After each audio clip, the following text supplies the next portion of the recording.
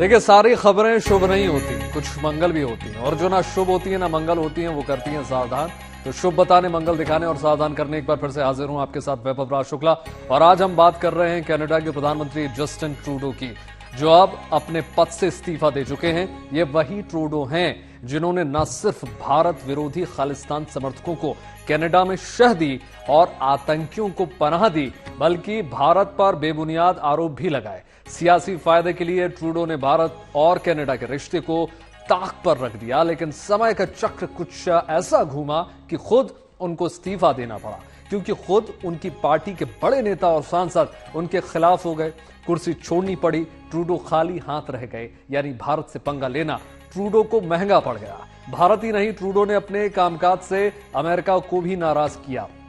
नए राष्ट्रपति होने जा रहे ट्रंप तो इतने खफा हुए कि ट्रूडो को जलील करना शुरू कर दिया। कनाडा को अमेरिका का राज्य बनाने का प्रस्ताव तक दे दिया।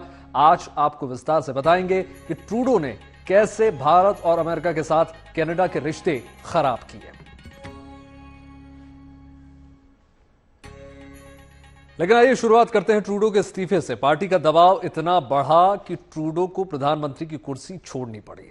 असल में लिबरल पार्टी में ट्रूडो की तेजी से घटी लोकप्रियता को लेकर चिंता थी। सांसद समझ रहे थे कि ट्रूडो के सहारे अगर चुनाव में गए तो हार तय है। असल में ट्रूडो की नीतियां कनाडा के लोगों को पसंद नहीं आ रही थी। जिस तरह उन्होंने खालिस्तान समर्थकों का साथ दिया और उनके कहने पर सरकार चलाई, उससे कनाडा की छवि तो खराब हुई ही, लोग भी नाराज हुए। इसके बाद अपनी पार्टी में ही ट्रूडो का विरोध शुरू हो गया और ट्रूडो को बेआबरू होकर सत्ता छोड़नी पड़ी।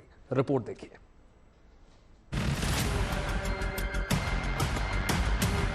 I'm a fighter.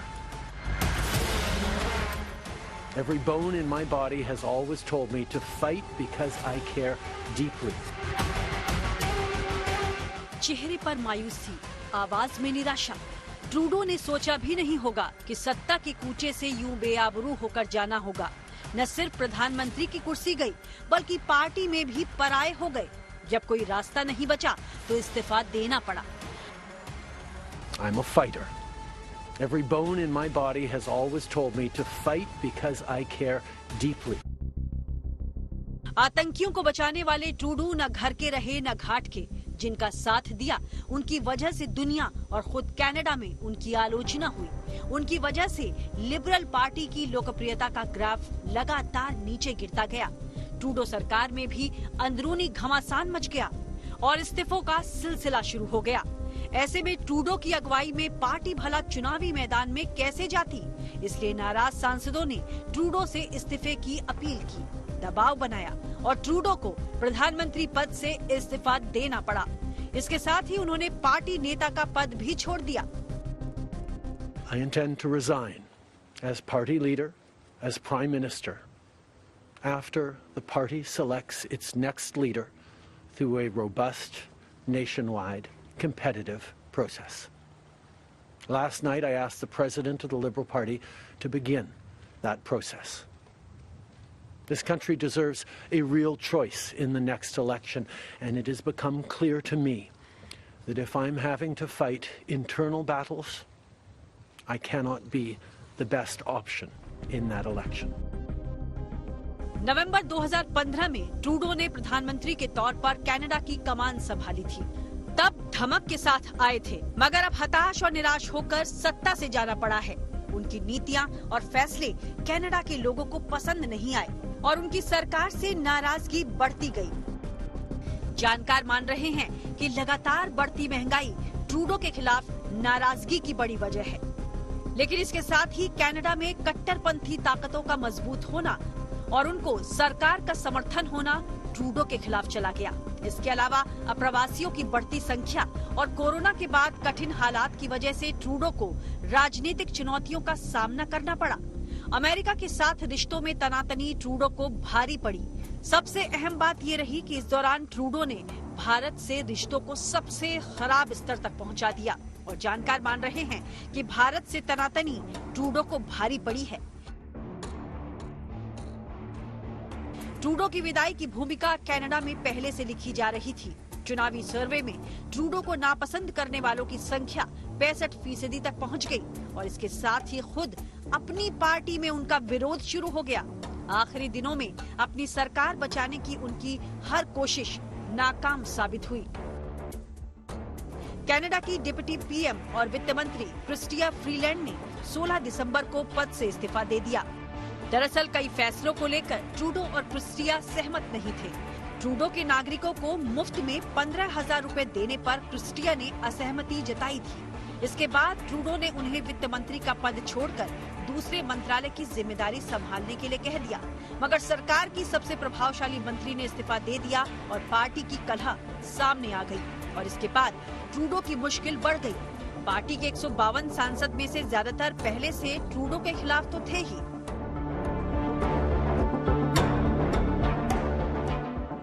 इस्तीफा देने के बाद भी ट्रूडो कार्यवाहक प्रधानमंत्री के रूप में पद पर रहेंगे जब तक उनका उत्तराधिकारी चुन नहीं लिया जाता। उनकी जगह कौन लेगा अभी ये साफ नहीं। रेस में खुद क्रिस्टिया फ्रीलैंड हैं, जो कनाडा की राजनीति में बड़ा चेहरा है। इसके अलावा मेलानी जोली हैं, जो ट्रूडो सरकार में विदेश मंत्री हैं। क्रिस्टी क्लार्क का नाम भी चर्चा में है, जो ट्रूडो की जगह लेने की चाहत पहले भी जता चुकी हैं। फिलहाल कनाडा की राजनीति में ये उथल-पुथल का दौर है। कनाडा को अंदर और बाहर दोनों मोर्चों पर कई चुनौतियों का सामना करना है। ट्रूडो जो नुकसान कर गए हैं, उसकी भरपाई करनी है। Bureau report, good news today. तो देखिए, आलम यह हो गया था कि कनाडा में ट्रूडो अल्पमत की सरकार चला रहे थे। सरकार बनाने के लिए उन्होंने खालिस्तान समर्थक पार्टी का सहारा लिया और उसके बाद खुलकर उनका साथ दिया। भारत ने लगातार अपनी चिंता जाहिर की, कनाडा सरकार से आतंकियों के खिलाफ कार्रवाई करने को कहा, मगर ट्रूडो ने ध्यान तक नहीं दिया, बल्कि भारत पर ही आरोप लगाकर उन्होंने दोनों देशों के रिश्ते खराब कर दिए। लेकिन उनकी नीतियां और फैसले कनाडा के लोगों को भी पसंद नहीं आए, रास नहीं आए। ट्रूडो पर पद छोड़ने का दबाव बढ़ता गया और अब इस्तीफे के बाद वो पार्टी में भी हाशिए पर जा रह सकते हैं। इस तरह भारत से ताल्लुक खराब करने से ट्रूडो को फायदा तो नहीं हुआ, हां नुकसान भारी हुआ है। रिपोर्ट देखिए।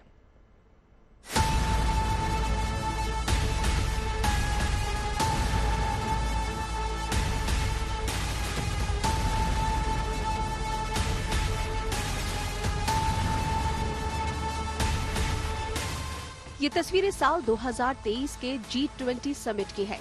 शिखर सम्मेलन में हिस्सा लेने ट्रूडो भारत की राजधानी आए थे। चेहरे पर मुस्कान थी, मगर दिलो दिमाग में भारत विरोधी एजेंडा था। अपने सियासी स्वार्थ की वजह से वो भारत के साथ कनाडा के रिश्तों को पहले ही ताक पर रख चुके थे। भारत ने बार बार कहा था, ट्रूडो को आगाह किया था कि वो खालिस्तान समर्थकों को पनाह न दे, भारत के खिलाफ साजिश रचने वालों पर कार्रवाई करे, मगर ट्रूडो ने कभी नहीं सुनी। उल्टे ट्रूडो ने खालिस्तानी आतंकी हरदीप सिंह निज्जर की हत्या के लिए भारत को ही जिम्मेदार ठहरा दिया। 18 जून 2023 को कनाडा के नागरिक और खालिस्तानी आतंकी हरदीप सिंह निज्जर की कनाडा के शहर में हत्या हो गई। भारत से लौटने के बाद 18 सितंबर 2023 को ट्रूडो ने कनाडा की संसद में बयान दिया कि निज्जर की हत्या के पीछे भारत सरकार के होने के आरोप है। Over the past number of weeks, Canadian security agencies have been actively pursuing credible allegations of a potential link between agents of the government of India and the killing of a Canadian citizen, Hardeep Singh Nijjar. इस बयान के साथ ही Trudeau ने भारत के साथ ऐसी तनातनी की शुरुआत कर दी जिसने दोनों देशों के रिश्तों को सबसे निचले लेवल पर पहुंचा दिया। भारत ने ट्रूडो के आरोपों को खारिज किया, लेकिन कड़ा मैसेज भी जरूरी था। जब कनाडा में भारतीय दूतावास पर सवाल उठे तो भारत ने अपने राजनयिकों को वापस बुलाने के साथ कनाडा के 40 राजनयिकों को निष्कासित कर दिया। भारत सरकार ने साफ कहा कि ट्रूडो वोट बैंक के लिए खालिस्तानियों का समर्थन कर रहे हैं, वहां भारत विरोधी मानसिकता को बढ़ावा दे रहे हैं। Number of gangland people, number of people with organized crime links from Punjab have been made welcome in Canada. We have been telling Canada, saying look, these are wanted criminals from India. You have given them visas. They have come, many of them, in false documentation. And yet you allow them to live there. If you decide to import for political purposes people with very dubious, actually very negative background, there will be issues. They have, in some cases, created problems in their own country as a result of their own policies. ये दावा सही था कि Trudeau Khalistan समर्थकों के दबाव में और अपने वोट बैंक के लिए भारत विरोधी रुख अपना रहे हैं, क्योंकि पिछले साल जब ट्रूडो एक जांच आयोग के सामने पेश हुए तो ये कबूल किया कि संसद में उन्होंने भारत को लेकर जो बयान दिया था उसके लिए कोई सबूत नहीं था। इसके उलट कनाडा भारत से ही सबूत मांग रहा था।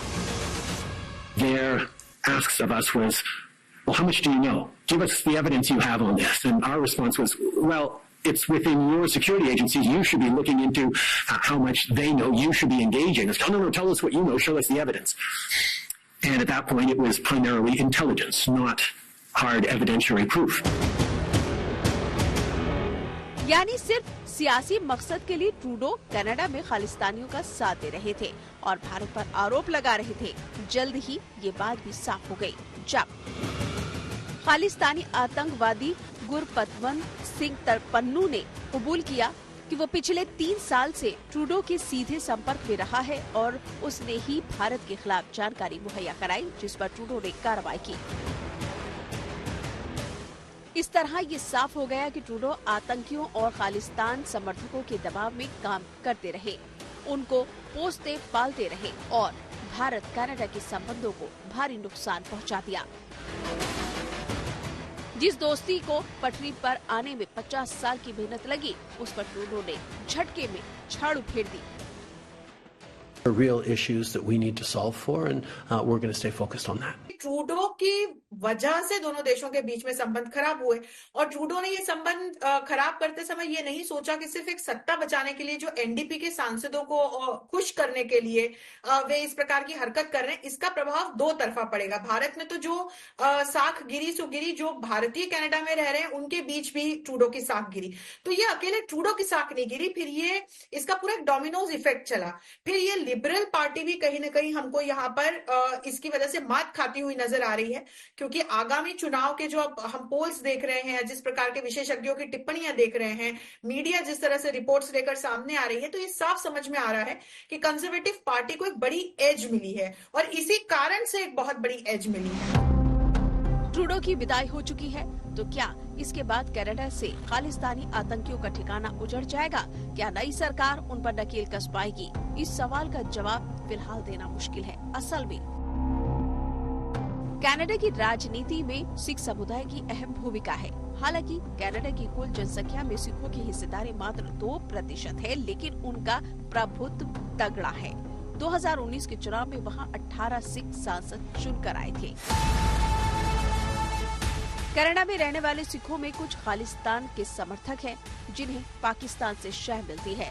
उनका सियासी कद देखते हुए कनाडा की राजनीतिक दल भी उनका साथ देते हैं, लेकिन ट्रूडो ने उनके समर्थन के लिए सब कुछ दांव पर लगा दिया। ट्रूडो की पार्टी के पास बहुमत नहीं था, इसलिए वो कट्टरपंथी सिख नेता जगमीत सिंह की न्यू डेमोक्रेटिक पार्टी के समर्थन से सरकार चला रहे थे। हालांकि बाद में जगमीत सिंह ने भी सरकार से समर्थन वापस ले लिया। जानकार मानते हैं कि ट्रूडो के जाने के बाद भारत और कनाडा के बीच रिश्ते बेहतर करने की शुरुआत हो सकती है। डिप्लोमेटिक रिश्ते ठीक हो सकते हैं और वीजा पॉलिसी में भी ढिलाई मिल सकती है। कनाडा में खालिस्तानियों पर नकेल कसी जा सकती है या नहीं, ये इस बात पर निर्भर करेगा कि चुनाव के बाद सियासी समीकरण क्या बनते हैं। Bureau report, good news today. देखिए, कुल मिलाकर हुआ ये कि भारत से तो ट्रूडो ने रिश्ते खराब किए ही, अमेरिका को भी कई वजहों से नाराज कर दिया। हालांकि कनाडा पूरी तरीके से अमेरिका पर निर्भर है, खासकर उसकी अर्थव्यवस्था अमेरिका से जुड़ी हुई है, मगर ट्रूडो की नीतियों से अमेरिका के नवनिर्वाचित राष्ट्रपति डोनाल्ड ट्रंप बहुत खफा हैं। उन्होंने यहां तक कह दिया है कि अगर कनाडा ने घुसपैठ और ड्रग्स की स्मगलिंग पर रोक नहीं लगाई तो अमेरिका कनाडा पर बेहिसाब टैरिफ लगा देगा। ट्रंप यही नहीं रुके, उन्होंने कनाडा को अमेरिका का राज्य बन जाने का ऑफर देकर दुनिया को चौंका दिया। जब ट्रूडो ने इस्तीफा दिया तो ट्रंप ने एक बार फिर तंज कसा, कनाडा को अमेरिका में शामिल होने का ऑफर दिया। रिपोर्ट देखिए।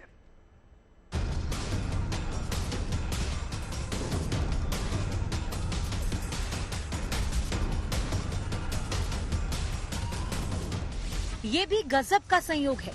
जिस दिन अमेरिका में इलेक्टोरल वोट्स की गिनती के बाद डोनाल्ड ट्रंप की जीत पर मुहर लगी, उसी दिन ट्रूडो ने कनाडा के प्रधानमंत्री पद से इस्तीफा दे दिया। ट्रंप के राष्ट्रपति बनने और ट्रूडो के इस्तीफा देने के बीच कोई कनेक्शन हो या ना हो, मगर एक बात तो जग जाहिर है कि ट्रूडो के कामकाज से ट्रंप बेहद खफा रहे। नाराजगी इस हद तक है कि ट्रूडो की विदाई के तुरंत बाद ट्रंप ने उनको जलील किया और एक बार फिर कनाडा को अमेरिका का राज्य बन जाने का ऑफर दे दिया। ट्रंप ने सोशल मीडिया पर लिखा कि कनाडा के कई लोग 51वां राज्य बनने को लेकर बेहद खुश हैं। अमेरिका अब और उस व्यापार घाटे और सब्सिडी का बोझ नहीं उठा सकता जो कनाडा को आर्थिक रूप से बचाए रखने के लिए जरूरी है। जस्टिन ट्रूडो को ये बात पता थी, इसीलिए उन्होंने इस्तीफा दे दिया। अगर कनाडा अमेरिका के साथ मिल जाए तो कोई टैरिफ नहीं लगेगा, टैक्स बहुत कम हो जाएंगे और कनाडा रूस चीन के जहाजों के खतरे से सुरक्षित हो जाएगा, जिन्होंने उसे लगातार घेर रखा है। साथ मिलने से ये कितना महान राष्ट्र बन सकता है। ट्रंप ने ट्रूडो सरकार पर यह गहरा तंज इसीलिए कसा क्योंकि वो अपनी सरहदों पर सख्ती बरतने में नाकाम रही। ड्रग्स और घुसपैठियों के लिए अमेरिका जाना आसान हो गया। ट्रंप ने इस मुद्दे को बेहद गंभीरता से लेते हुए कनाडा पर बेहिसाब टैरिफ लगाने की चेतावनी दी थी। ट्रंप के रिश्ते ट्रूडो से कभी अच्छे नहीं रहे। ट्रंप के पिछले कार्यकाल यानी 2017 से 2021 के दौरान भी दोनों में तल्खी रही। इस बार जब ट्रंप दोबारा से राष्ट्रपति निर्वाचित हुए तो ट्रूडो ने रिश्ते बेहतर बनाने की कोशिश की। नवंबर 2024 में उन्होंने ट्रंप से मुलाकात की, लेकिन इस मुलाकात के बाद ट्रंप ने अपने पोस्ट में ट्रूडो को प्रधानमंत्री के बजाय गवर्नर जस्टिन ट्रूडो लिखा और लगे हाथ ये चेतावनी भी दे दी कि अगली मुलाकात में टैरिफ पर गहराई से बात होगी। बात यहीं खत्म नहीं हुई। इसके बाद ट्रंप ने कनाडा को अमेरिका का 51वां राज्य बनाने का आइडिया देना शुरू कर दिया और दो टूक कह दिया कि अगर कनाडा की सीमा से घुसपैठिए आते रहें और ड्रग्स की तस्करी होती रही तो वो कनाडा से आने वाले सामानों पर 25% टैरिफ लगा देंगे। I spoke with Justin Trudeau. In fact, he flew to Mar-a-Lago within about 15 seconds after the call ended. He was at Mar-a-Lago. We were having dinner talking about it. I said, you have to close up your borders because they're coming in the northern border too a lot. Not like the southern border, but they're coming in the Canadian border a lot. And drugs are pouring in. Almost as importantly, drugs are pouring in, maybe more importantly, drugs are pouring in at levels never seen before, 10 times what we had. They're just pouring in. We can't have open borders. And I said to the president of Mexico and to Justin Trudeau, if it doesn't stop, I'm going to put tariffs on your country at about 25%. That's a very substantial tariff. माना जा रहा है कि Canada में Trudeau की विदाई का Trump की नाराजगी से कनेक्शन है। अमेरिका के सपोर्ट के बगैर कनाडा का चलना नामुमकिन है। अब जबकि ट्रंप राष्ट्रपति का पद संभालने जा रहे हैं, ट्रूडो इस्तीफा नहीं भी देते तो उनके लिए अर्थव्यवस्था संभालना मुश्किल होता, क्योंकि कनाडा की आर्थिक स्थिति पहले से ही खराब है। लेकिन ये देखना वाकई दिलचस्प होगा कि ट्रंप आगे कनाडा को लेकर क्या नीति अपनाते हैं। Bureau report, good news today. तो फिलहाल इस विशेष कार्यक्रम में इतना ही। देश और दुनिया की तमाम पॉजिटिव खबरों के लिए जुड़े रहिए गुड न्यूज टुडे के साथ। नमस्कार।